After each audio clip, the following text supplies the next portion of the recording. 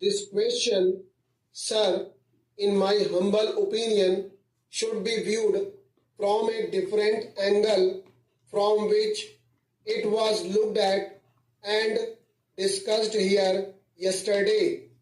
It is true that it is correct in principle that the railways, whose entire capital at charge is drawn from the general revenues, should be able to make a good contribution to the general revenues, but in applying this principle, care must be exercised.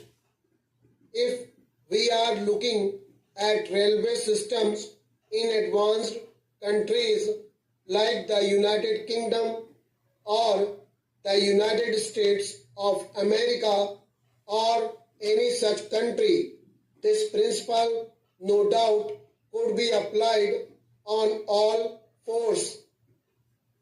But in a country like India, whether it could be applied is a question that should be considered.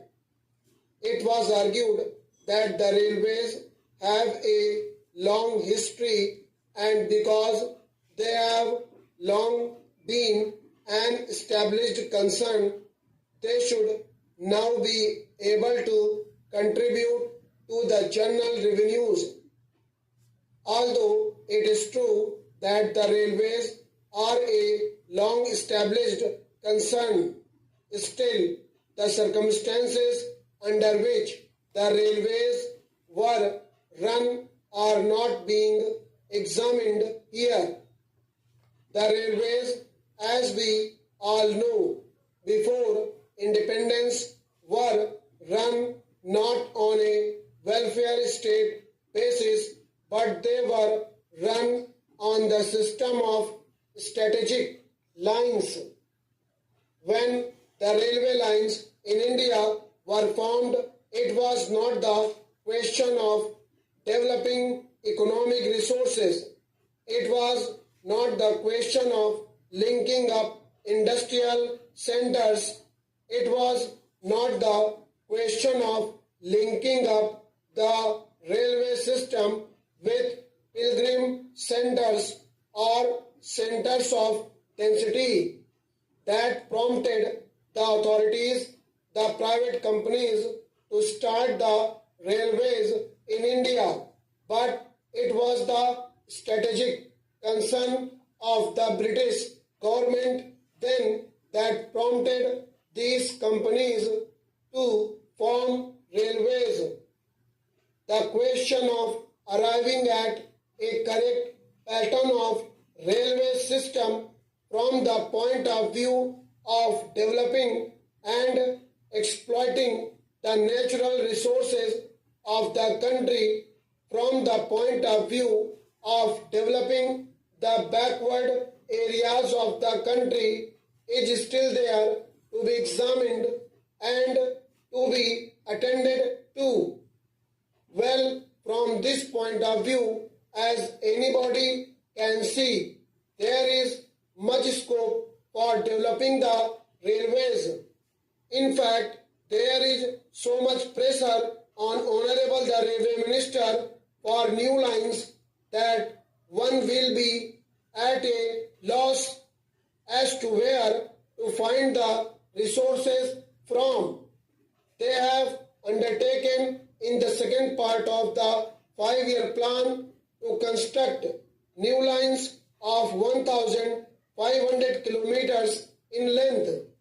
In order to have a perfect railway pattern, to be able to exploit and make use of the natural resources of the country to the fullest extent, although we cannot dismantle the railway lines that we have now, still these lines have to be linked up to fulfill that requisite of exploiting the natural resources. So my point in bringing out these arguments is to show that the railways have a full development program on their hands and they need funds. They can no longer from the general revenues of the country, as the railway finance is separated from the general finance. They have to obtain the resources that are required for development either by loan or otherwise.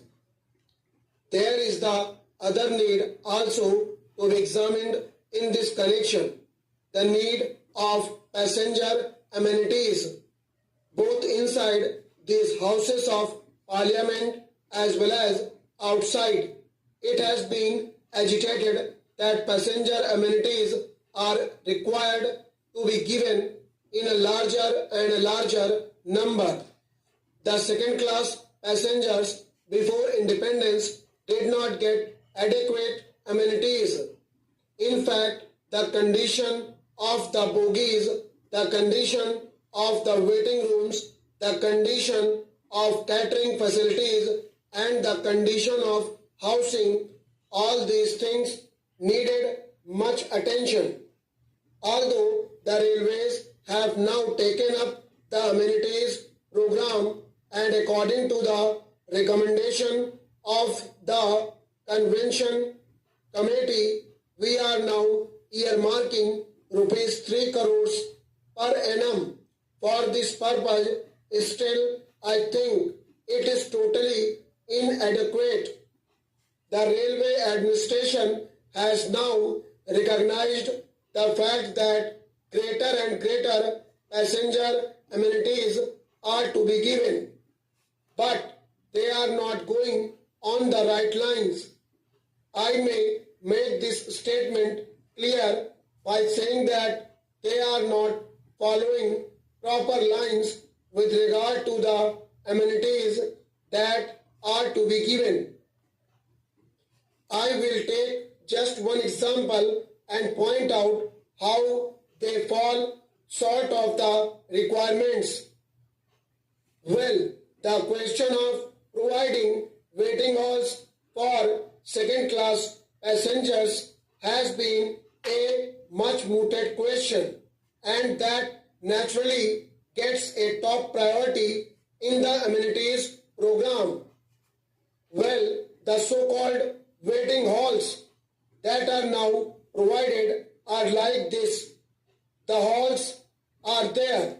The exit gate from the platform opens into the hall, and the entry gate into the platform opens into the hall. So much so that in fact the hall is only a passage. When people come and go, how can the second class passengers take rest here? That is a question which I have not been able to understand. Secondly, for the passengers who have to wait for a number of hours in these halls, necessary sanitary facilities should be provided.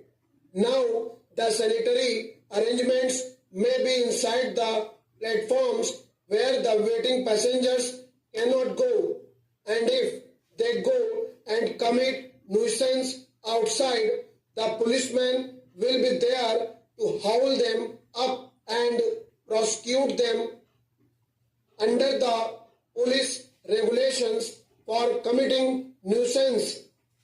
So it is not imagined that when passengers are required to wait for 10 hours or 12 hours in these waiting halls, they should have some bathroom facilities as we have for first class or for higher class passengers. That thing has not been visualized. Even for our cattle sheds in our houses, we have doors and windows. But here, for these second class waiting halls, there is neither a door nor a window nor an enclosure. This I say to draw the attention of the authorities to think of these amenities in their proper proportion. Their estimate of the requirements of funds for these amenities in an underestimate the needs for increasing the amenities are large. Stop.